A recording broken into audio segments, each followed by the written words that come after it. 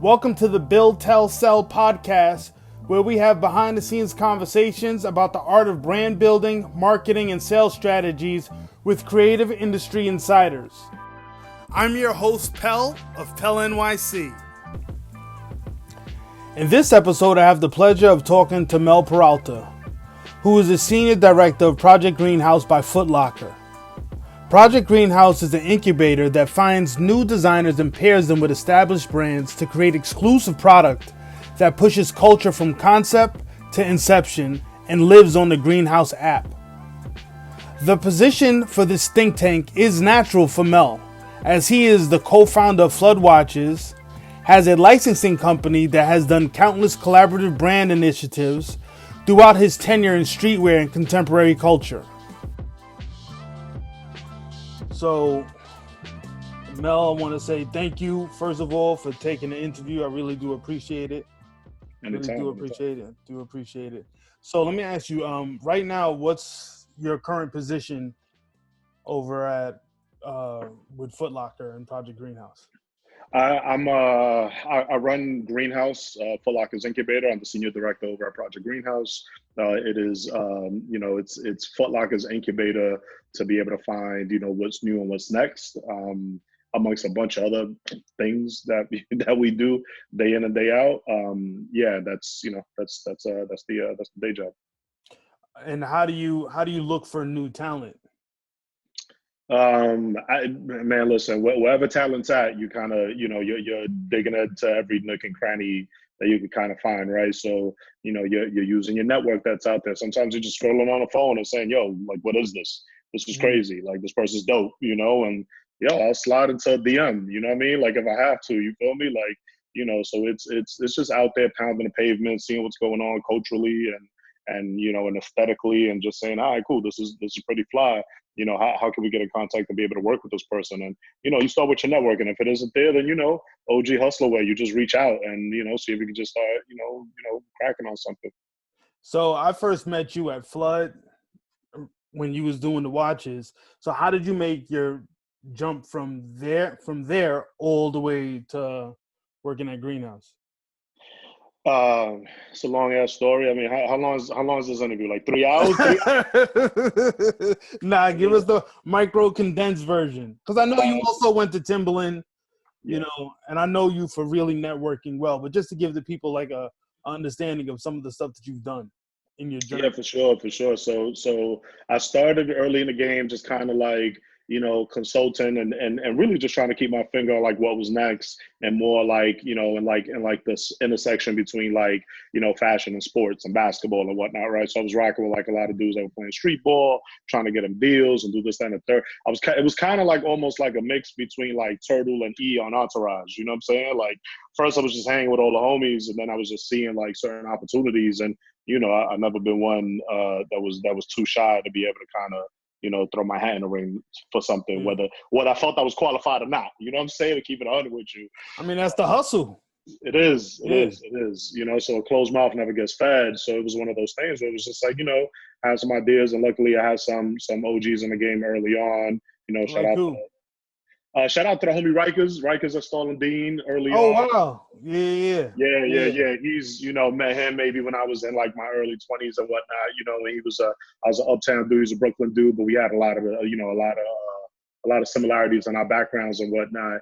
And, he was one of the OGs that early on was kind of like hipping me and schooling me to like certain things, and how to kind of transition from like, I wasn't classically trained in any of this stuff, right? I didn't go to college or get my MBA or anything, but I always owned all my own businesses from the time I was 13 years old, so, it was one of those things where it was like, you start breaking into the game, and, you start hearing, learning terms. What does EBITDA mean? What does this mean? What does that mean?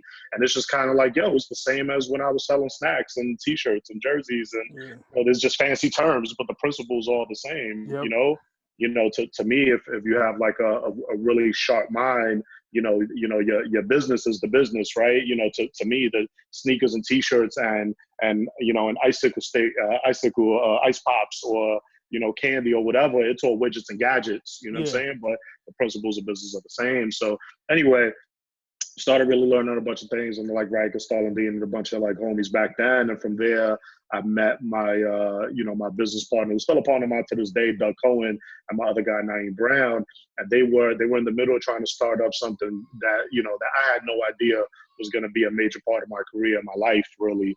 And that was Flood. So we're over here like 25, 26, 27, and just starting it up with whatever money we could find in our pockets and people that would be crazy enough to invest into us, because it wasn't like any of us knew anything about watches, but we thought we knew people, you know what I'm saying? And we thought we knew what people liked and what people would gravitate towards, just from all of our different backgrounds, right? So Naeem is a Muslim banker, right, by trade, right? Doug is a Jewish high school dropout DJ. You know what I'm saying? And like, so one dude, it was a weird thing, because when I first met them and I'm hearing the story and I'm like, oh, so the dude from Harlem is the one that went to become a banker and get his MBA and go that route. And the Jewish kid from Queens is the dropout that went into the music world as a DJ. You feel what I'm saying? It was a total mind fuck in a lot of ways, Is him doing the being a DJ, is that what prompted that the turntable watch? 1,000%, 1,000%. So like, and I've said this from jump, right? Like I feel like if you've been a DJ and you've been a part of nightlife, of just like going out culture, right? Like if you was never too scared to get out the house, in the 90s, when the 90s were the 90s, I feel like you were kind of like, a CMO in the making in a lot of ways, because you were able to kind of like, see what moved the people instantly, right? Like you drop a certain beat and everybody loses it. You know what I'm saying? And, so Doug was still is, a really sharp mind when it came to just, knowing tendencies and what got people going and so on.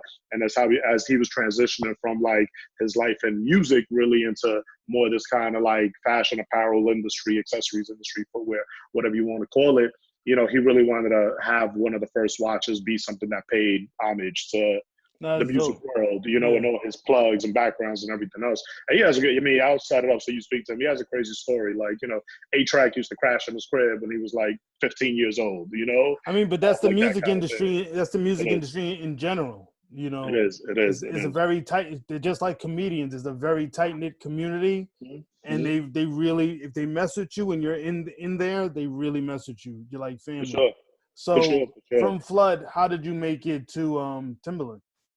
So from Flood, we had an amazing about 8-year run with the brand, where we did, we sold it and bought it a few times. But then at the end, we sold it to some folks over on the West Coast. And, by then it was like, we felt like the run was kind of ending in terms of, okay, we have a business partner that is looking to scale it in a way that that wasn't really inherent to us, right?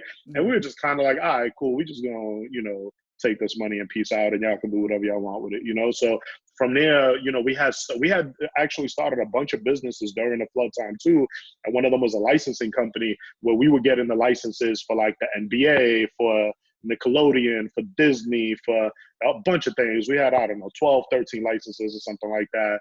We're at this point, we're like in our early 30s, 31, 32 years old. And it's almost like, once you get rocking with something, Pel, the doors just start opening in different worlds, so like, that's why it's like, if you would have told 23-year-old Mel, 20-year-old Mel that 20 years later, at the age of 39 or 40, I'd be doing this kind of stuff. I'd be like, how the fuck, what I'm saying? It's funny, like, the license game then, if you doing it now, that's considered a collab. Yep. Even though it's a license, Yep. Very interesting. Yep. So Flood, y'all were transitioned out of there, and then then you made it to Timbaland. I know you had a short run there before you came. Yeah, absolutely. So it was. I have been anti corporate America my entire life. You know what I'm saying? Like there was, from my grandmother having a business, my dad, like, just, uncles, just, there was always businesses around me. You know what I'm saying? I was 8 years old and being in DR every single summer till I was like 14 or 15, from like the age of 0 all the way to the age of like, 14, 15, 16. And every summer I was working in my family's business back home. back on the island. So even there, it was just kind of like, yo, like, you don't wait for opportunity, you figure out a way to go create it, right? Yep. And it was like, and it wasn't like anybody in my family made millions. I mean, I'm from, Mulberry Projects in the Bronx. Like, we know what food stamps look like. You feel me? Yeah. So like, but it was just also just kind of like having that thing in you where it was like, yo, if you believe in yourself, go out and figure it out. You know what I'm saying? Mm-hmm. So like, it went from, I always had like kind of like folks and different brands kind of like knocking on my door and asking if I'd be interested. And at the time it was never right. I just never really wanted to do it. So, one point kind of came through a friend of mine who was a friend of the head of marketing at Timbaland. And I was kind of like doing the agency thing, consultant. I had left Flood. I'm still partners in a few different businesses now. That are doing well. So, knock on wood for that.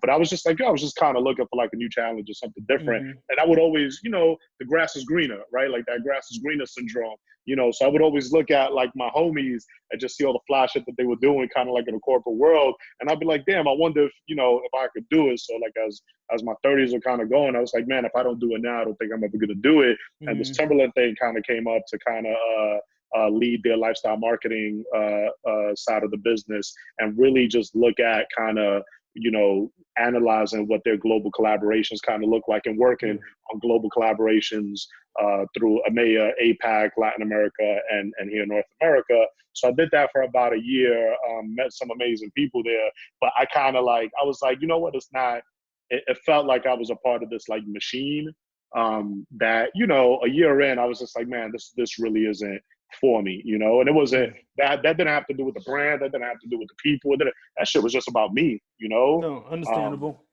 So it was just one of those things. I was like, oh, you know what, I'm an exit. And right around that time, two very, very good friends of mine, two close friends of mine, Jason Brown and Richie Cruz. You're probably familiar with Richie, if not both of them.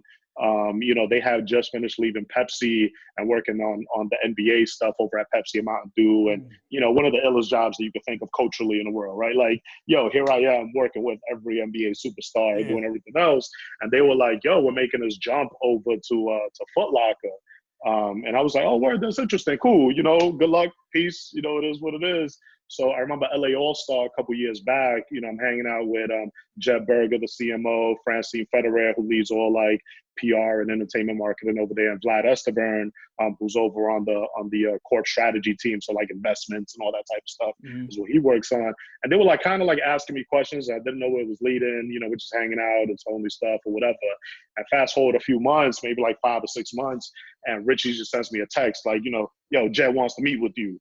And I'm like, cool, sure. He's the homie. Why didn't he just hit me himself? And, like a week later, I'm walking in and same way I'm dressed, like I think it might have been a black hoodie or something, right? Yeah. Some sneakers and some sweatpants, and I'm thinking that I'm just going to kind of see my boy.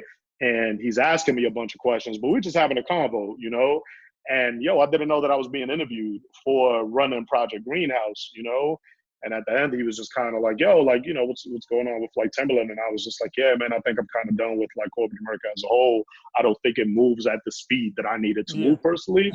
It's just not my speed. And, he's like, well, if you want to give corporate America one more shot, there's this thing. And then when he like kind of laid it all out for me, I was like, word, you guys are trying to do this? It just felt like something where,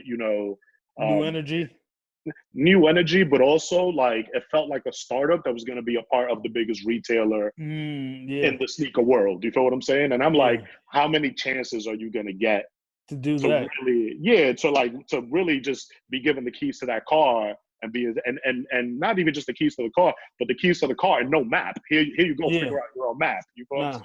Nah. I mean, they giving you the rope. They giving you the rope. Absolutely, and I'm gonna take it. You know what I'm saying? Yeah, I feel you. Don't take it every time. Hey, I feel you. That's part of the hustle. That's part of the hustle. Right. So let me ask you this: what is your definition of a good brand? Of a good state, not necessarily like legacy brand, just good brand. So I think there's different ways to look at the question, right? If I'm looking at it from a consumer landscape, I think a good brand is something that almost instantly there's an emotion that's attached to just looking at that logo, right? Just thinking about it, even if you don't look at the logo, even if somebody mentions the name, Polo or Ralph Lauren or whatever, it brings you to another place, right? Mm-hmm. You just almost instantly, you're like, oh, Polo, and your ears perk up, whatever the brand is, right? It could have been later on LRG, it could be Nike or, Jordan or whatever it is. And it's like, oh, word. Because it brings you to, I remember my first or my latest, or just looking really fly on a date, or whatever that is, but it's able to, the name, the logo, whatever it is, it's able to elicit, an internal emotional response. To me, that's when a brand has kind of done its job. Okay. And now, what is the personal brand of Mel? Oh shit. That's a hard question. I think I have whether I knew it at the time or not, and to this day it's just been like instilled in me, and I try to like instill it in my kids. I think my personal brand is more about creating opportunities for others. And I think whether it was 14-year-old Mel trying to sell candy at school or whatever it is that kind of looked like, there was always just kind of be it, if I'm eating, everybody eats with me, So to me, it was just creating opportunity. Well, that's great cross-sectionality between yourself and Project Greenhouse. That must bring great synergy. So, what outside of, I know you have Footlocker, but let's just say you can have this magic wand. Which legacy brand would you just love to like reinvent? You see the potential in it. You're like, I just would like to get my hands on it and like shake them to do it this way. It's probably one that has already done amazing things. And when you think about it, you're like, when I say the name, people are gonna be like, oh, this guy over here, right? But it's not even a fashion apparel brand or anything, but it's a brand that I think has probably created more opportunity for Black and brown folks than almost anything. And to me, it's the brand of the NBA. If there was, that's always kind of been like, if there's ever been like an opportunity at something, the NBA would probably be it, but it wouldn't be like, do this dope apparel brand or anything like that. Again, it's all about creating opportunity. So to me, it would be more about, what does NBA South America look like? How do you grow NBA Africa with everything that, that Commissioner Silva and that whole team are kind of doing, Barack is involved, a few other folks are involved. So to me, that's what I think about when I think of like a brand that I'd be like chomping at the bit. It would be to do something amazingly global with the NBA. Oh, I did not see that one coming. So let me ask you, how does a brand influence its marketing? How do you see that, the correlation between the two? How does a brand influence its marketing? That's a good question. You came through with the questions today, pal. How does a brand influence its marketing? I think before you even start crafting like your plans, whatever that looks like, I think man, listen, you better be so 1,000% sure of what it is that your consumer wants and needs. Mm-hmm. Right? I think that's the first thing, man. I think you could be in a lab cooking, and pal, I know folks who are like, you're cooking, and you're building something super amazing, and then it drops and you catch a dud. Yes. You know what I'm saying? Like, yes. And a lot of times it's because you're like, you're such in like tunnel vision mode, and you're just like, your head down and you're grinding and you're working, but you're maybe not paying attention to the fact that whatever it is you're building, that moment might have came and went, or you're building it so ahead of time that you're building something that folks don't even know that they need sometimes. You know what I'm saying? So like, I think to me, it's always been about servicing the consumer first and foremost and what their needs are.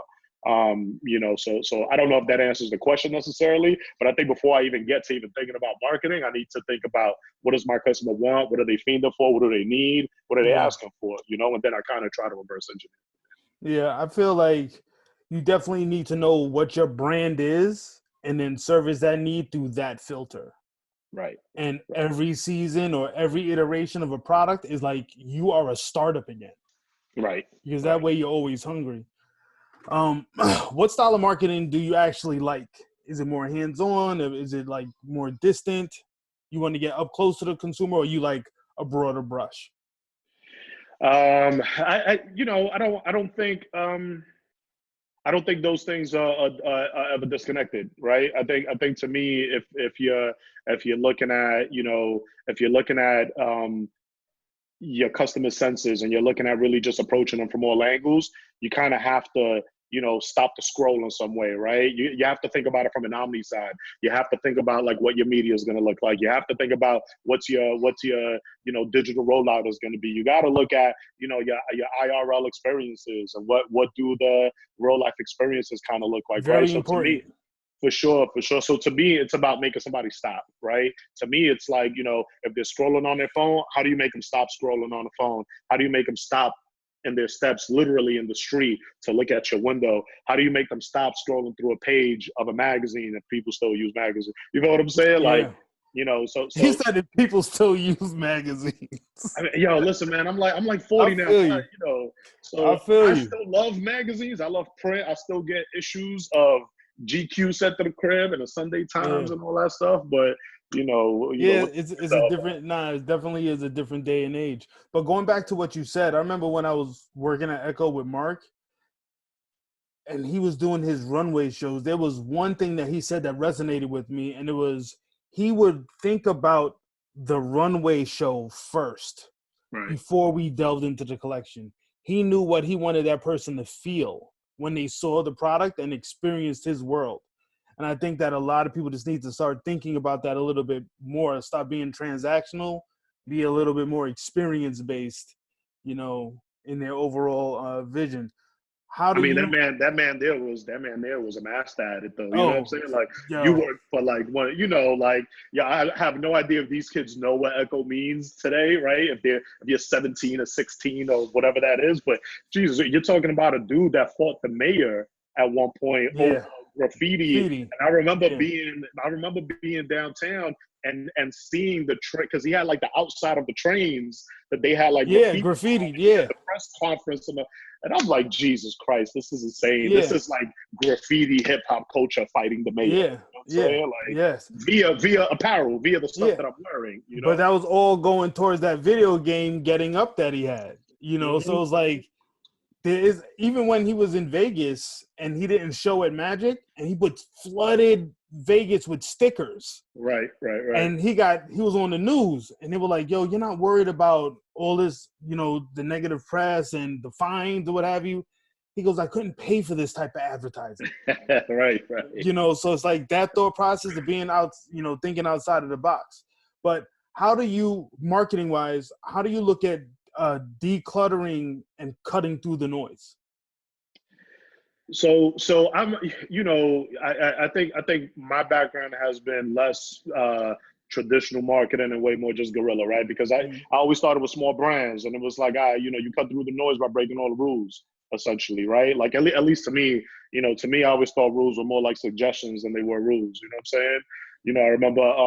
I remember growing up, and me and two of my boys were 15 years old, and we bought a Pontiac Bonneville, and our parents had no idea, and we ended up having, yeah, for real. But we were like the homies, like in the neighborhood. So we knew Poppy at the garage, so he would let us pay for the garage.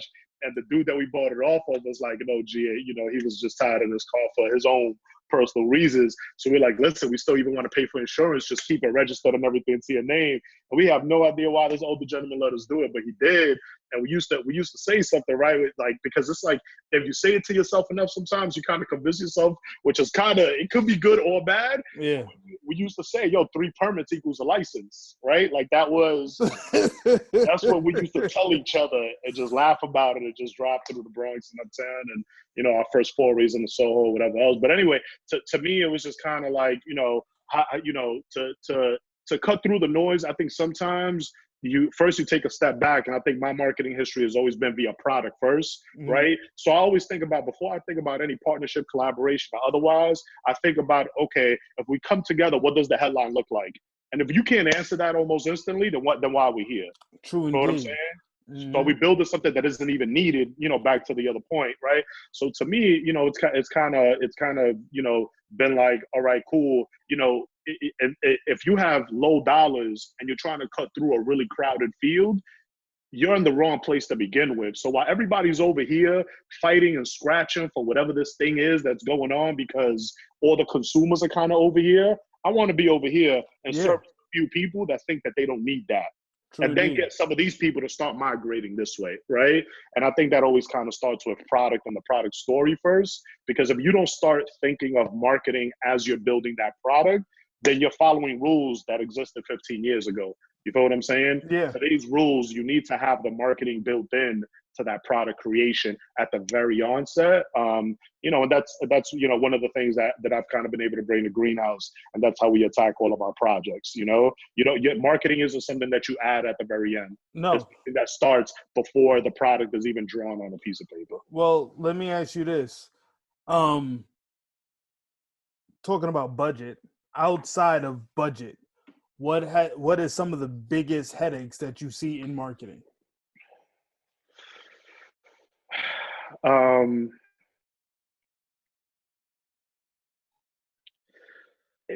You know, the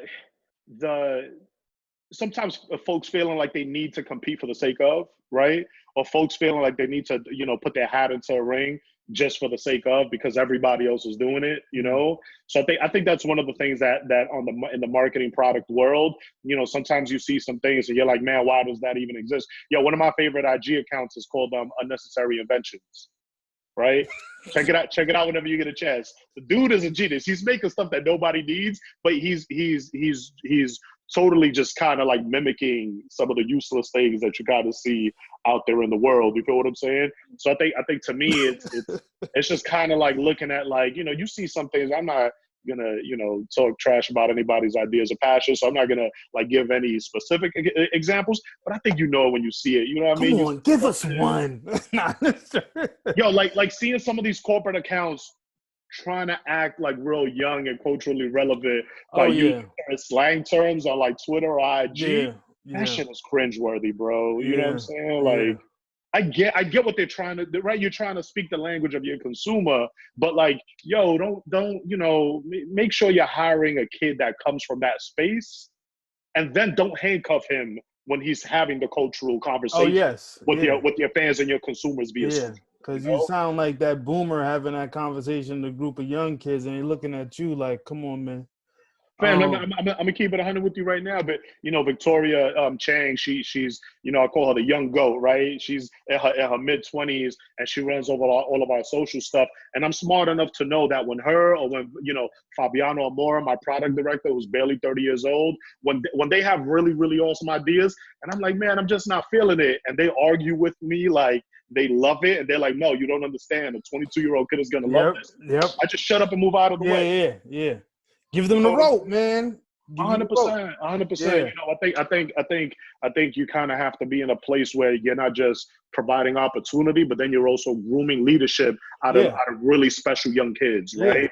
So if you see the hunger in a young kid and you see that they have some real knowledge and know-how, but maybe they just haven't had the opportunities to be experienced, listen, let's just go. You build leaders. 100%. And also you got to let people fail, you know, and if you know, and to me, if you know, our motto is, if you're gonna fail fast. You know what I'm saying? Don't drag out a bad idea. If we think it's a bad idea 6 months in, then all right, let's just drop it. But also, if you haven't failed, you haven't been pushing hard enough. 100%, yes. Yeah, 100% yes. I'm gonna quote myself on that one. I like it. Let me ask you, as a kid, what cereal brand you felt had the best marketing to you? Oh man, it wasn't my favorite cereal, but the cereal that I feel like had an amazing marketing message that, like, it just nailed it, from the name to the characters on the box to even the way it sounded like when you ate it. Yo, Captain Crunch, you know what I'm saying? Like, yo, I was thinking the same thing, but mine was different. It was because of periodically they'll give you this damn boat as a toy. Right. I wanted that so, because it was like, yo, you could play with this for real.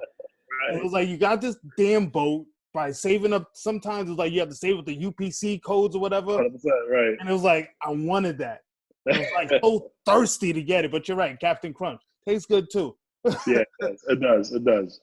So, how do you merge cool with commerce? And I think it's starting to turn a little bit, right? I think there's been, and there's still a lot of it now, right? There was this shift of like, yo, exclusivity and scarcity, right? And it kind of being cool to be a dickhead to your consumer. You feel what I'm saying? Like there was a moment in New York and streetwear and sneaker culture and everything where like you would walk into some of these stores and people wouldn't even say hi to you and ask you like, yo, how can I help you today? You know what I'm Yeah, saying? Like it's like being a soup Nazi on Seinfeld. 100%, Yeah, right? So it's one of those things where I've kind of like I've known that to live there, and some of my closest and best friends have been able to just build some amazing businesses, kind of servicing like that kind of like world. But I think for me it was just kind of like, yo, like you can be cool at scale too. You know what I'm yeah, saying? And I think a lot of times, man, like some of the things that super piss me off is when sneaker brands will give opportunities that only live in Soho and Fairfax and Champs-Elysees or in Ginza in Tokyo, and it's like, yo, like why can't we get that in the Bronx? Why can't we get that yeah, in Bushwick? Why can't we get it in Compton? Why can't we get it in? You know what I'm saying? yeah. So to me, one of the projects that we worked on at SSG, the consultancy that Doug and I still have, was the Kyrie Irving, Nike SpongeBob collab, Yeah, right? yeah, It was Hypebeast named it one of the top 10 collabs of the year. And that was something where we sold hundreds of thousands of pairs of shoes, yeah. And to me, that's the example of merging the worlds of cool and commerce, right? Thinking that cool only means that it has a super high resale value out in the resale market. That's not, the indicator of cool to me. You know what I'm saying? Yeah. It's nice to see it if you work on a product and people want it, that it costs so much in the resale market. Cool, that's nice, but at the same time, to me, it's seeing as many kids as possible rocking something that I was a part of, True So to indeed. me, if you can't scale cool, how cool is it really? You feel what I'm saying? Like, so that's what merging the worlds of cool and commerce kind of means. All right. When you was a kid, did you ever used to collect anything? Comic books are big for me. Comic books are really big for me. Marvel or DC? Oh, Marvel for sure. Okay. And Image had his run too. When Image Oh first hit, yeah, true Image had indeed. Yeah, Image was taking guys away from Marvel. yeah, absolutely Yeah, yes, yeah, yeah, absolutely yes. yeah. But I will say though, probably my favorite comic was Frank Miller's interpretation of The Dark Knight. When that hit, and I was maybe like Yeah. 11 or 12 when I first read it, it felt like reading my first big adult kind Book. of Yeah. book. You know Yes. what I'm saying? Yes. Like, Frank Miller was just an amazing writer. Yeah. So that would be a bucket list kind of thing for me. If I'm ever able to do a collab with something that Frank Miller did 30 years ago, I'm good. Like I can hang it up at that point. No, I feel you. You know what? With him, it was his writing, and then he was also drawing it. So it was his entire vision, Right. and he was bringing all of that straight to, the center stage himself. I So mean, that, he was the first guy to really do the anti-hero thing, really. You feel what I'm saying? Like he was the first one. Like now you see so much of it, right? Like, yeah, but at that point in time, you're talking about the early 90s, or I mean, he was starting out, he was on that road already in the late 80s. I was just too young to even know what it was. But by the time I got hit to it, I was just like, yeah. It was, mind was well, blown. he took characters that you were used to looking at, and then he warped them, and it was Right. like he put them in a whole different time, different situation, and almost you felt a little bad for the Joker at one Right. point, Right. and he took you on this roller coaster ride. Um, question for you, as far as sales is concerned, do you rather have internal or external sales teams when it comes to dealing with a project? Um,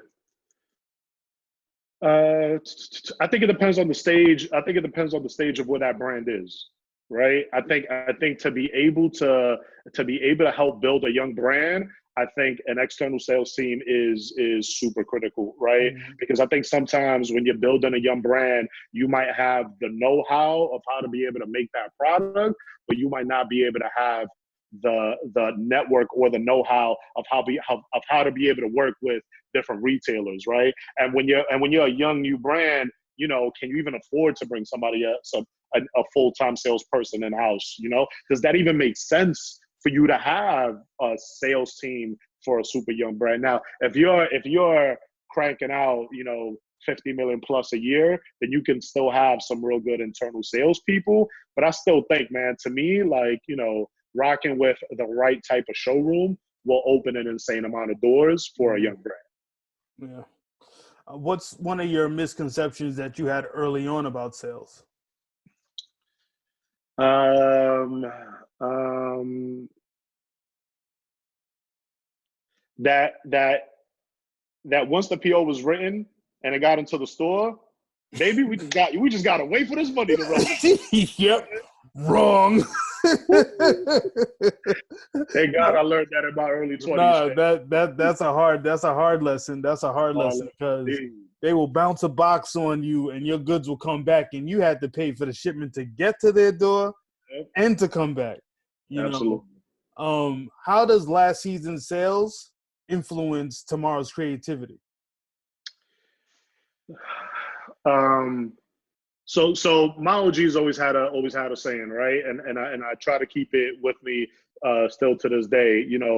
Last year's championship belongs to last year, right? Mm. Like, if this next season, cool, you won last year, but they're going to be coming at your neck this season, right? So I think that planning wise, logistically, and so on and so obviously you have to take into account last year's sales. But how long are you going to run? How long are you going to be able to run whatever that trend is that really got you those numbers last year before you start looking like a little bit like a one-trick pony, Yeah. So I think it's a double-edged sword, right? It's like, oh shit, I just finished coming up with the craziest cargo pants and I just sold, 20,000 units of it last year. And now I'm trying to get 100,000 units.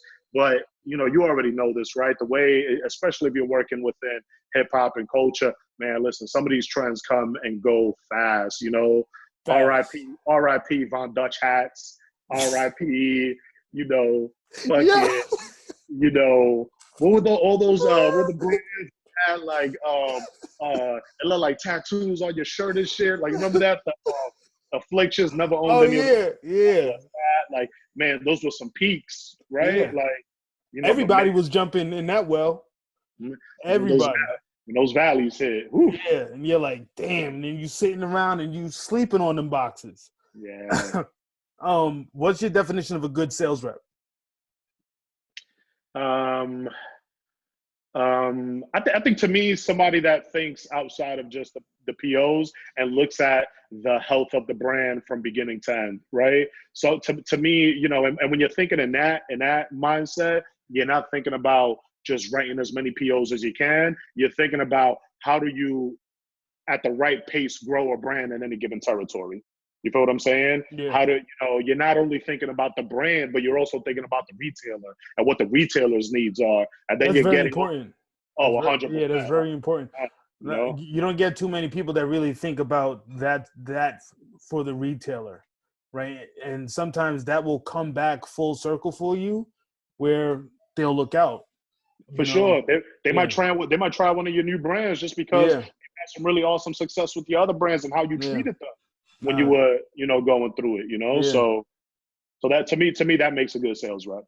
So let me ask you this last question. I just want you to drop not really a question. I just want you to drop a jewel for that new upcoming brand. It could be about building the brand, the marketing behind it, or the sales of it. Man, that's all. Damn, I feel like I used one up with the championship. I would have held on to that. I think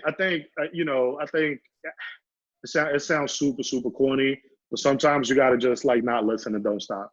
You feel what I'm saying? Like, there's, we were talking about tuning out the noise earlier in terms of the consumer. Sometimes you got to tune out the noise of your siblings. Sometimes you got to tune out the noise of your significant other or whatever else. Mm-hmm. Sometimes you're on, you might be on a journey that you didn't know you were going to be on, and B, that no one around you has ever been on.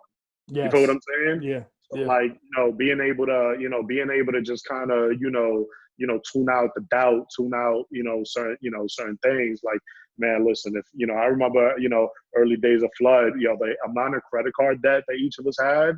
Oh Crazy. my God. Oh my God. Yeah. You feel what I'm saying? And like, Yeah.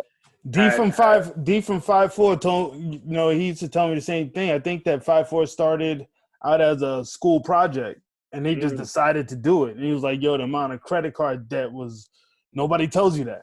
Like you're going to run your company on a 52 deck of credit cards. Yeah. Yeah. That's real. Where can people find you at? Download the Greenhouse app. You at least be able to get some of the creative ideas that come out of here. You feel what I'm saying? Like you'll be able to see some of the stuff there. I'm not big on IG and all that stuff. There's a lot more interesting people y'all can follow out there. True indeed. But to me, I think I like putting my heart and soul into the products that we kind of put out to folks. So if you want to get a good vibe for the type of stuff that's kind of that's kind of percolating up here, follow the app and you'll be able to see some of the stuff. All right. Hey, I really do appreciate you giving us the time. Thank you. Thank you, my brother. Thank you. This is awesome.